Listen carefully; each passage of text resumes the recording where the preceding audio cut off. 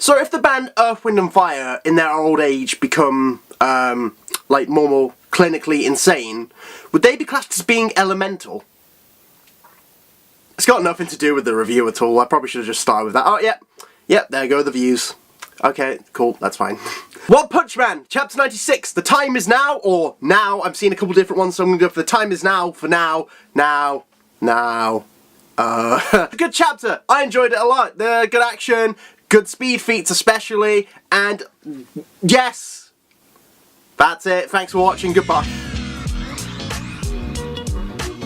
The chapter starts off now that we see Hellfire and Galewind in their monster forms. It does a great job of checking their speed, like giving us examples of their feats of speed at this point.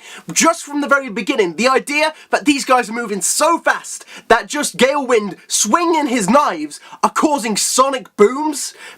Okay, that's a great way to start it. It's perfect, really. Like, you know, obviously because speed's so important in this fight, just let's go, oh, well, they're moving this fast, and they're moving this fast, and they're moving this fast, you know? It's just like, it's beautiful in that sense, really. And as the fight carries on, we see very quickly, I just like a lot of the details more than anything. So, like, obviously the sonic boom stuff, and the fact that when Hellfire moves, like, he leaves, like, this fire trail behind him, and obviously Flashy Flash is holding him off, but now he doesn't seem to be using his kunai anymore. He seems to be using his sword, and I just like that panel a lot when obviously Hellfire like rains down those blows on him, and like the fact is, and that look on his face after Flashy Flash has like blocked them all. Like, he's done nothing to Flashy Flash, but he's easily destroyed the bridge, right?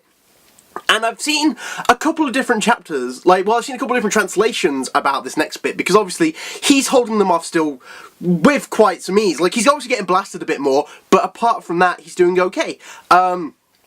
And the whole thing I liked, well, I suppose, let me talk about it. So, first of all, the first translation I said was, you don't seem to be struggling, like, you don't seem to have any loss in power or speed, despite fighting us, right? And the second translation was, despite the loss in power and speed you've got against us, you're still keeping up with us, no problem. And it makes more sense for that second translation, with what Flashy Flash does next, because he's like, you know, the reason I'm okay is because I trained harder than anyone I made, and I worked harder than anyone has before, so, you know, and I like Flashy Flash for this, first of all, because he's like, you know, he's saying, I worked harder than anyone, so I'm better than anyone. And that makes sense. It's good. I like that point he's made. But then, of course, with what else we see throughout the chapter, it's not as if, like, we see he's got speed that's still in reserve, and, like, he's got moments where he outspeeds them.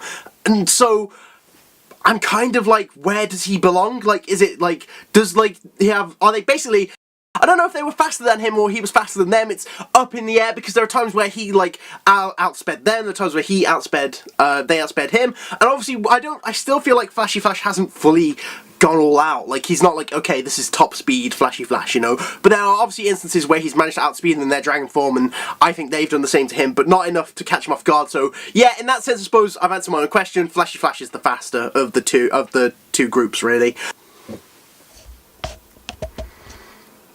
That's actually better. There we go. That looks better. Okay, never mind. So at this point, it's when they recognise that they can't beat him as ninjas, and they give up on their basically they give up on their last shred of humanity and decide to become monsters and just blitz him with speed and power. They forget all about technique and speed and power. And spoilers, they die at the end of this chapter. And this is something I want to talk about a bit more with Garo. Just at the moment, like, I might make a separate video on this one day, but in any case, for now, I just want to say, there's been a history in One Punch Man of when a person fully gives up on their humanity, like, they are done being a human and they fully reside to being a monster, that they die fairly quickly afterwards. So think of, obviously, you've got these two, you've got the martial artists at the Super Fight who gave and became monsters, all of them, and even if you read the side chapters, there was a guy who, the side chapters to do with the police, the guy who gave up on his humanity and became a monster because the police arrested him and they ruined his life because, like, you know, he was being drunk and disorderly. And time and time again, they go down very quickly after they become monsters. So obviously, like, either by Saitama, Suiryu, or Flashy Flash in this case, they all come down very quickly. And the thing is, with Garo, he's still got that shred of humanity about him, like, despite everything that's going on. Like, obviously, and it's mostly to do with his care of Tario, really, more than anything. So, I'm concerned for Garo, because the moment he gives up on his humanity, I don't think he's going to last long. I haven't read I want to make it clear I haven't read the webcomic. I don't know what's going to happen, but I just can't see him lasting long against whatever happens, because that, to me, signals, like, when he finally gives up on his humanity, that's when Saitama is gonna show up soon, and then they're gonna have their fight, and Saitama's gonna kill him. But that's the kind of thing with Goro, is like, you know, he's always kept, like, this human side to him. That's a video for another day, but that's just something that, like, it's a point I've been thinking about since I reread it recently, and I was like, this happens a lot, and I'm concerned for Goro because of this. And yeah. Okay, in any case, as the fight carries on, we then see what is so great about this fight, which is the fact that it all goes down in seconds. This whole thing goes down in just seconds, and it's brilliant because of it. Like, literally, okay, I should probably say this. Like, I knew it went down fast, but it was probably, okay, I was on a podcast recently. We talked about this chapter quite a bit. It's like 2 hours, but we talked about a lot of different things, not just this chapter as well, to do with One Punch Man, on the channel called Grim Reaper. So go take a look at that if you want to see me on the podcast, where he steals my comments without my permission! On the other hand, I'm not getting invited back after that kind of comment, so if you don't like me, then go ahead. And once again, it's a miracle you made it this far if you don't like me. Fair play to you. In any case, like, it was such a great feat, you know, like, the idea that this whole fight happened in seconds. We see everything going on, and it's perfectly shown by the initial destruction of the bridge. When they first clash, like, obviously, Flash jumps into the air, and then Hellfire and Galewind follow after him, like, the bridge starts to collapse. And just, like, you look in the background of all these different fight panels, that it's slowly collapsing there, right?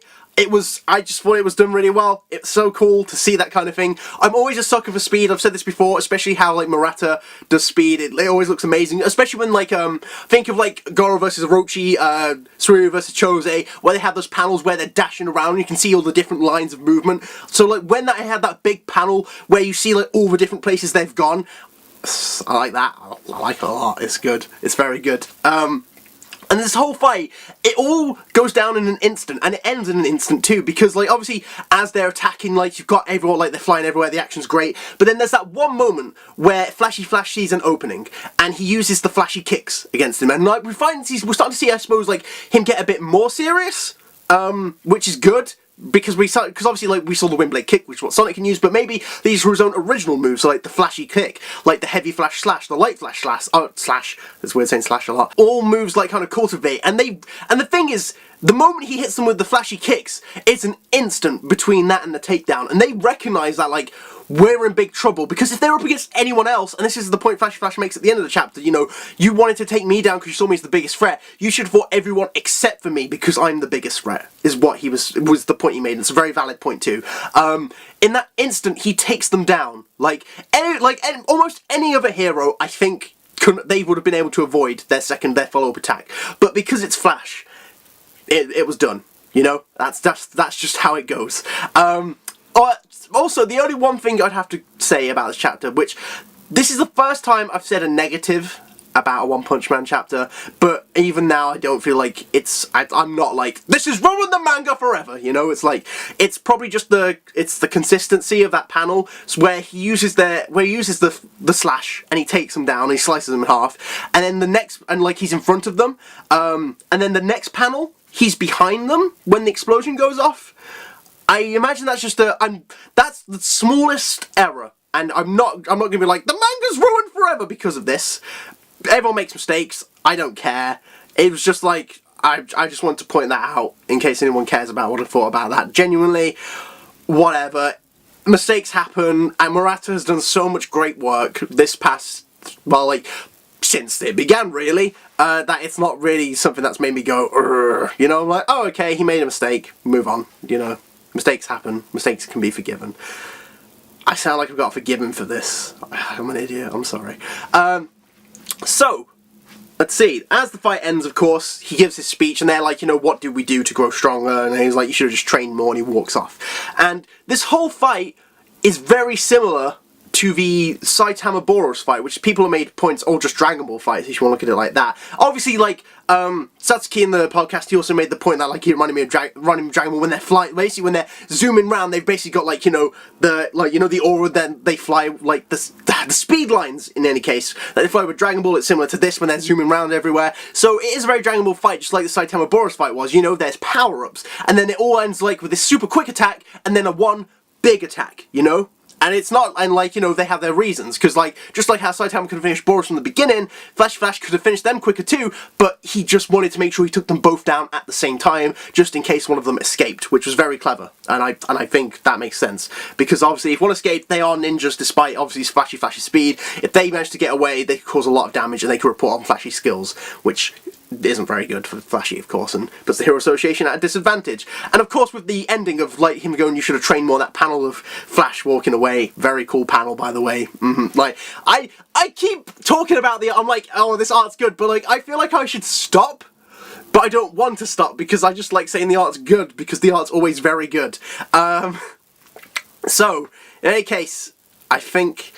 And maybe that's an indication of the power difference between Flashy Flash and Hellfire and Galewind, because obviously, like, you know how Saitama was just in a different league to Boros, maybe it's exactly the same. Flashy Flash is in a different league to Hellfire and Galewind. I think that makes sense. Like, I think with the feats we've seen, and like I said, I don't think he's gone all out yet. But in any case, the chapter ends with Flashy Flash's communicator realising he hasn't got it on him anymore because it's fallen in the water, and yes. And then he's like, oh well, and I won't be surprised if this is how a few of the fights end. I can't see many people actually keeping a hold of their communicators with the F-Class. Something's going to happen, they're going to get lost. And once again, I'm going to bring up the podcast.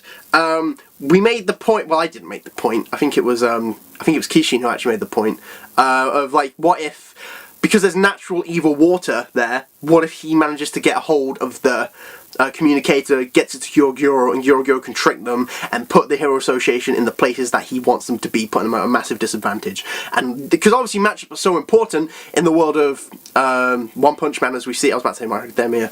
That's important in there too, though.